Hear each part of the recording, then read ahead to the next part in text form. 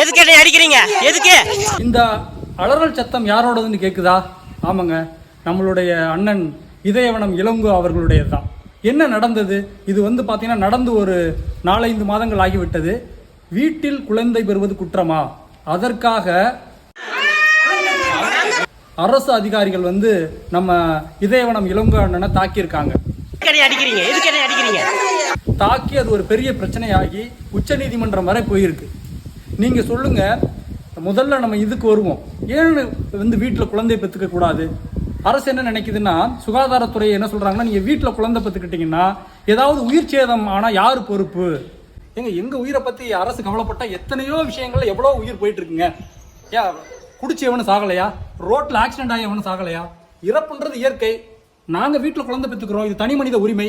இதற்கு உச்ச நீதிமன்றமே பாத்தீங்கன்னா மறுப்பு தெரிவிக்கல. ஆனா அரசு அதிகாரிகள் தாக்கியிருக்காங்க.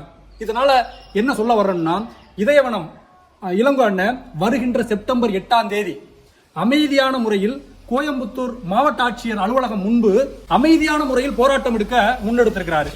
இந்த மரபியல் வாழ்க்கை, தற்சார்பு வாழ்க்கை எல்லாம் விரும்புகிறவர்கள் கட்டாயம் அவருக்கு ஆதரவு தெரிவித்து வருகின்ற செப்டம்பர் 8ஆம் தேதி கோயம்புத்தூர் மாவட்ட ஆட்சியர் அலுவலகம் முன்பு திரண்டு அவருக்கு நாம் ஒத்துழைப்பு தர வேண்டும். இயற்கையாளனாக எனது ஆதரவு எப்போதும் உண்டு. அனைவருக்கும் பகிருங்கள். நன்றி.